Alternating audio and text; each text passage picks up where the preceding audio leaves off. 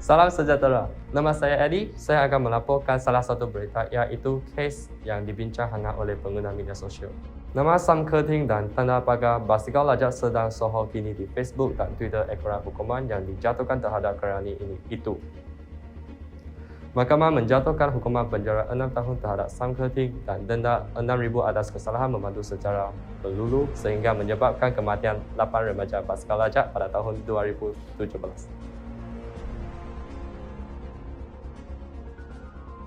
Media sosial kini menjadi platform yang sangat popular dan mudah diakses dalam kalangan rakyat Malaysia yang berbilang kaum bagi mengekspresi dan menyatakan apa sahaja pandangan mereka terhadap isu yang hangat ini.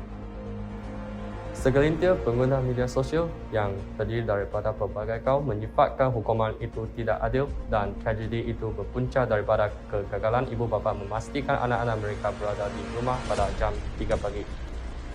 Inilah contoh video basikal lajak.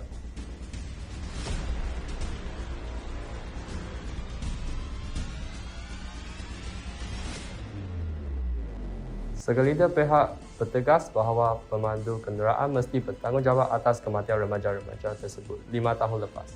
Tetapi pihak lain berkata, ibu bapa remaja menunggang basikal di jalan raya pada lewat malam yang seharusnya bertanggungjawab. Satu petisyen atas Talan merayu pembebasan Sam Kerting di laman Change telah menerima hampir 800,000 tanda tangan. Petisyen itu diwujudkan oleh seorang pengguna, Wan Junaida, dengan tajuk bebaskan Sam Kerting daripada pertuduhan memandu secara melulu Free Sam Kerting bagi mendesak pihak berkenaan membebaskan Sam Kerting. Dipersilakan wartawan kita membawa kita mendengar pandangan dari orang awam atas talian. Apakah pendapat anda dalam masa kes Sam Kerting ini? Adakah awak merasa hubungan antara kaum akan menjadi semakin jauh selepas masa ini berlaku?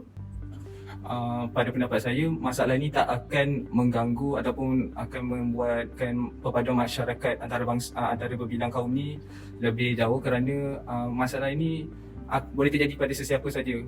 Jika dia tu berbangsa India, boleh jadi juga bahasa Cina pun boleh jadi juga kerana ini adalah kemalangan yang tidak dirancang dan dan kesalahan ini bagi pihak saya kepada kanak-kanak tersebut kerana ibu bapanya tidak menjaga mereka dengan lebih strict kerana keluar pada malam hari, dan kecelakaan ini boleh dihindari dengan pemantauan anak yang lebih kerap dan lebih banyak lah. Jadi saya rasa masalah ini tidak akan mengganggu perpaduan kaum di Malaysia lah.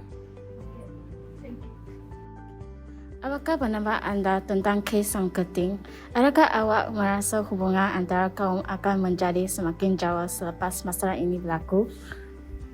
Pada pendapat saya, masalah ini berlaku sebab kekurangan perhatian daripada ibu bapa kepada aktiviti anak-anak mereka.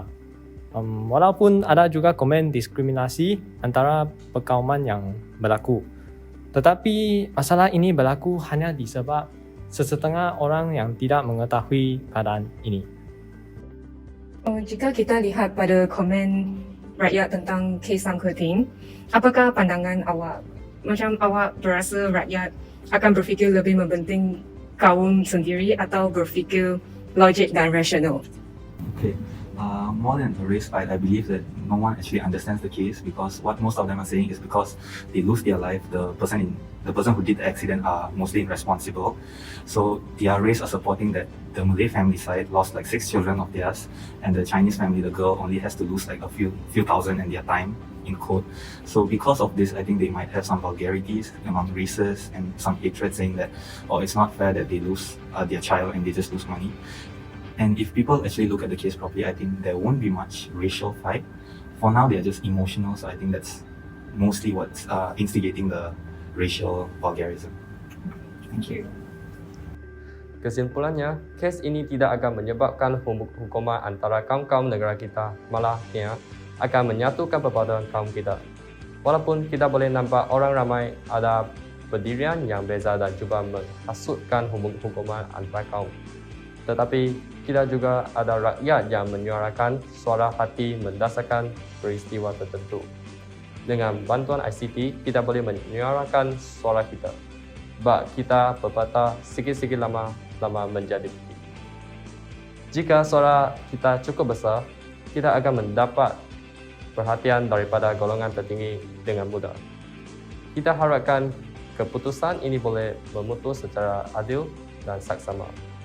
Kami harap mengurangkan konflik dalam media sosial, membantukan persekitaran komuniti yang amat sihat dan bahagia. Salam keluarga Malaysia, terima kasih.